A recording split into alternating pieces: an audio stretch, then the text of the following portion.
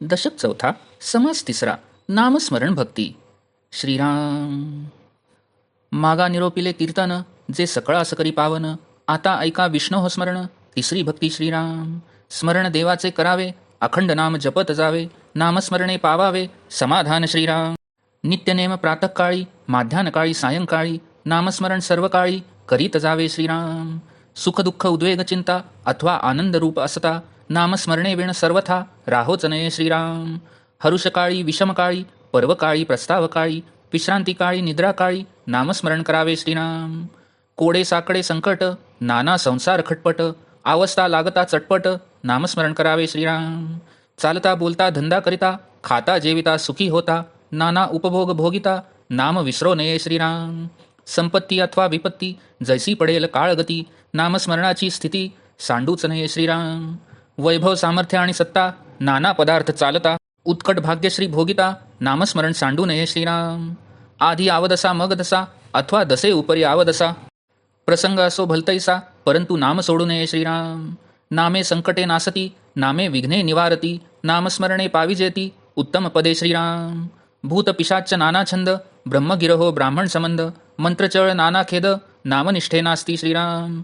नामे विषबाधा हरती, नामे चेडे चेटके नासती, नामे होय उत्तम गती अंतकाळी. श्रीराम. बाळपणी तारुण्यकाळी, कठीण काळी, वृद्धाप्यकाळी, सर्व काळी अंतकाळी नामस्मरण असावे. श्रीराम.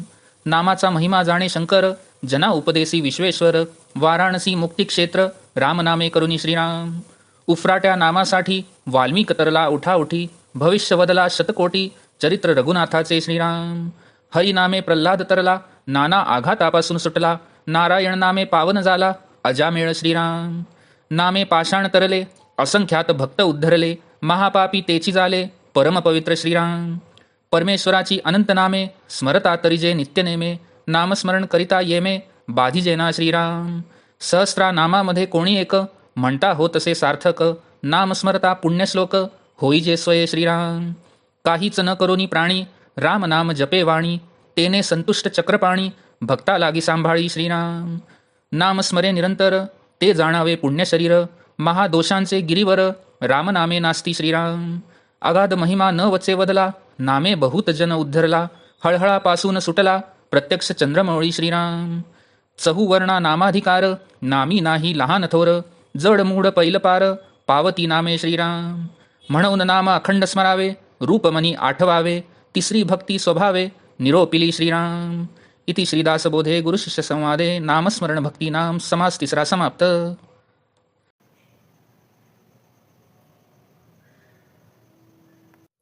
दशक चौथा, समास तिसरा, नामस्मरण भक्ती. श्रीराम. श्री समर्थ म्हणतात की यापूर्वी जी सकाळांना पावन करते त्या कीर्तन भक्तीचे वर्णन केले. आता विष्णूचे स्मरण ही तिसरी भक्ती सांगतो, ती ऐका. भगवंताचे स्मरण करावे, त्याचे नाम अखंड जपावे. नामस्मरणानेच समाधान प्राप्त होते. नित्यनेमाने प्रातःकाळी, माध्यान्हकाळी, सायंकाळी एवढेच नव्हे तर सर्व काळ नामस्मरण करीत असावे. सुखाचा प्रसंग असो वा दुःखाचा प्रसंग असो, मनात उद्वेग चिंता असो अथवा मन आनंदरूप असो, कुठल्याही प्रसंगी नामस्मरणाशिवाय राहूच नये. आनंदाचा प्रसंग असो किंवा संकटाचा प्रसंग असो, पर्वकाळ असो वा प्रयाण काळ असो, विश्रांतीची वेळ असो अथवा झोपेची वेळ असो, सर्व काळ नामस्मरण करावे.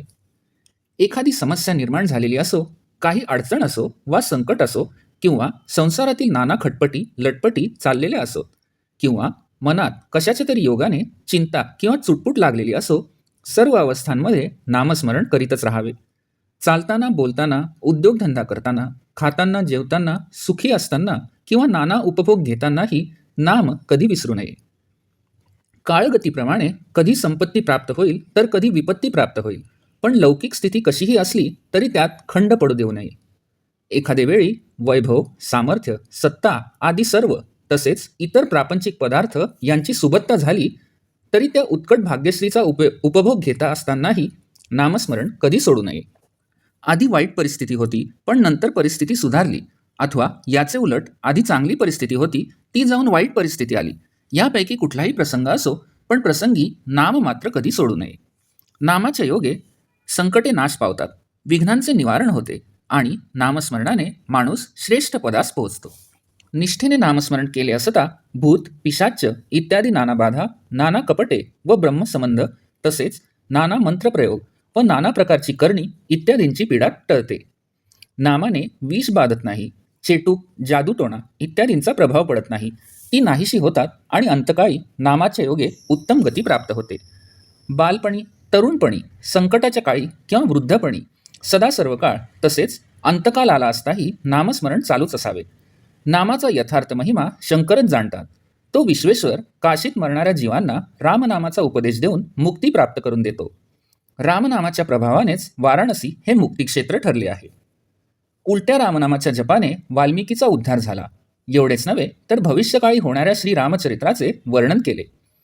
त्याचाच शतकोटी विस्तार झालेला आहे. हरिनामाच्या योगेच नाना संकटातून सुटका होऊन प्रल्हाद उद्धरून गेला आणि पापी अजामेळ नारायणाच्या नामस्मरणाने पावन झाला. नामाच्या प्रभावाने समुद्रात पाषाण तरले.